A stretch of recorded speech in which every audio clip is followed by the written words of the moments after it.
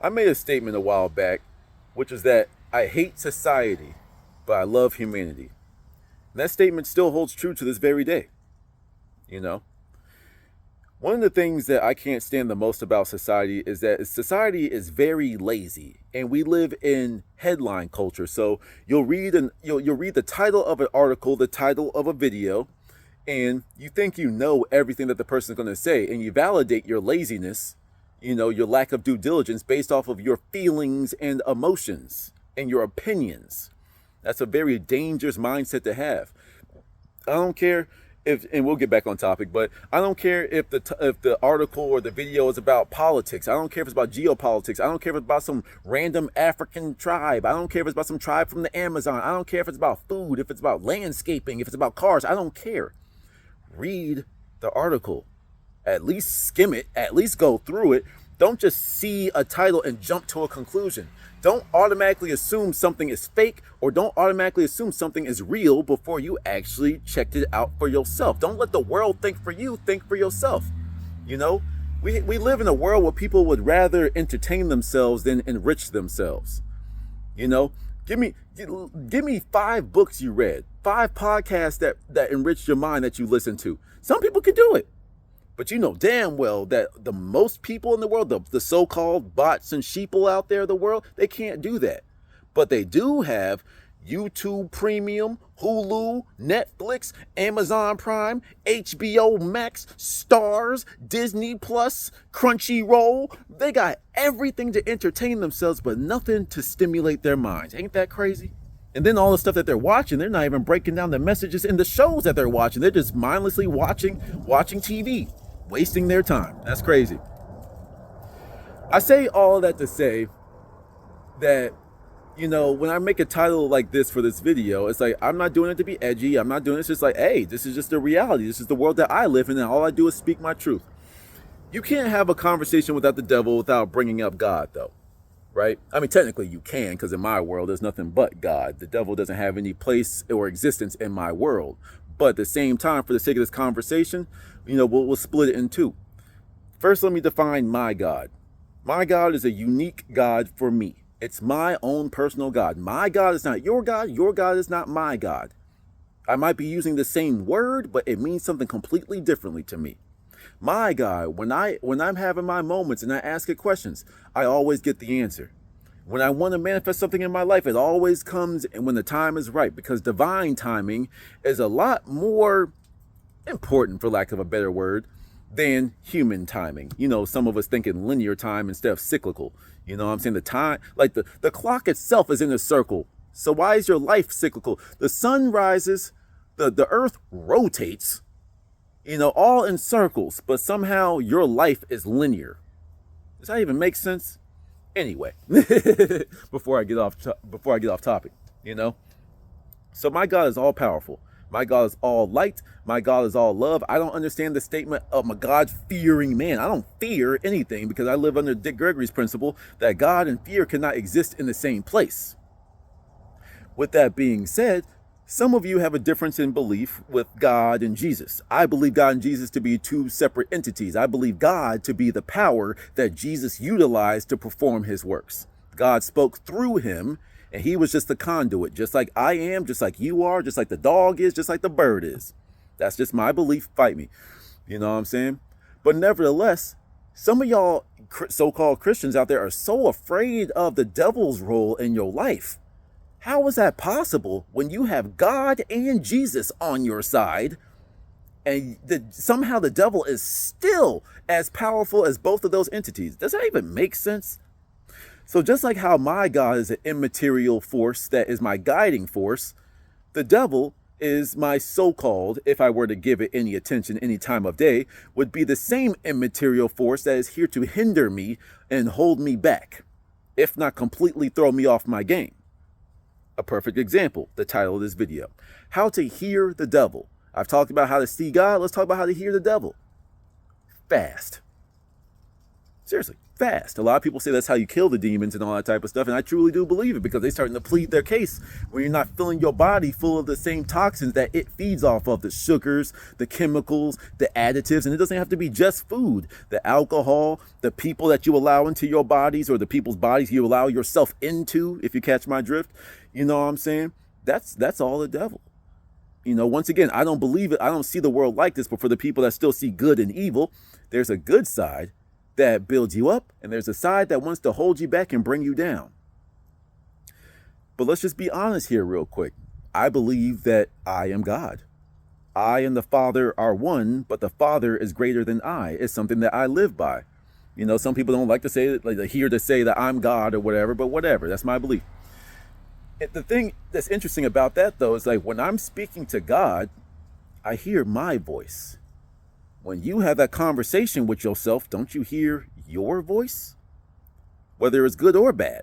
But when it's good, it's your voice. But when it's bad, it's also your voice. Because when you're fasting, like let's just say you want to do a week-long fast, right? And you're on day 3. And then like you were doing good the first 2 days, you were distracted, you're reading books, you're meditating, you're stretching, you're walking, you're doing a whole bunch of stuff to keep yourself busy. But then you're stuck. You have to go to work one day or something like that. And then you just driving by one of your favorite food places, and that little voice in the back of your head say, yo, bro, man, go ahead, stop there. That's your favorite donut shop. It's your favorite donut place. Go on in there. Ain't no one gonna know that you cheated on your fast. Just go do it. Myself, for example, I talked about how in like all my 4 years of college, I was in a long distance relationship, And, when you got that temptation, all these loose ass little girls around you, I could just dive in it when I wanted to. Hey, yo, bro, man, come on, man. She ain't never going to know. Go ahead and just go get you some, bro. You in college, bro. You see? But listen to that. That was my own voice talking to me. That was your own voice telling you to do those things. Don't talk to that person. Talk to that person. Whatever. Any voice that is fearful, any voice that isn't conducive to your growth is what I define to be the devil. This metaphysical thing that has an influence on your physical life. The same way God could tell you to do great things, the devil will tell you to do bad things. Now, some people hear murder, kill. I don't know what to tell you on that one, really, but whatever. It is what it is. But nevertheless, fast, and you'll hear that devil. See, a lot of people run from the things that they fear, but the true warriors out there, the true spiritual warriors, the so-called chosen ones out there and all that type of stuff, we face our fears head on. Nah, I listen to the devil. Like, go listen to any like DMX album. The dude was a freaking gospel preacher. He was a gospel rapper, DMX. You know what I'm saying? Go listen to the Lord, give me a sign. Like he said it himself that, no, I listen to the devil too because it's important to get both sides, AKA balance. But when you say stuff like that, like the monotheistic, the Christians, and they get thrown off right. Even society at large will get thrown off when they say, I listen to the devil too. I hear you. That don't mean I'm gonna do what you tell me to do, but I hear you though. But I'm telling you, when you fast, you're gonna hear that voice all the time. Go eat some, cheat. No one's gonna know. No one's gonna see it. No one's gonna da. That's how you hear the devil. But in order to ignore something, you need to at first hear it. And if you spend all of your life running and hiding from something, that shows that you have fear. That means that there is a place for fear. There is a place for the devil in your heart. And you are making him a home when you are, dwarfing the size of your God, your Jesus.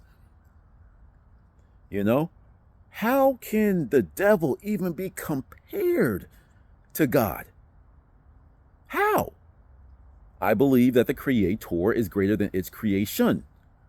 The man that invented the hammer, he invented it, he threw the hammer on the ground. The hammer can only do what it was programmed by the Creator to do. The Creator can go do whatever he wants to do. He can go build a handsaw. He can go make some nails. He can go do whatever. But the hammer has to be a hammer because that's what it was programmed to do. So why are you scared of God's other creation?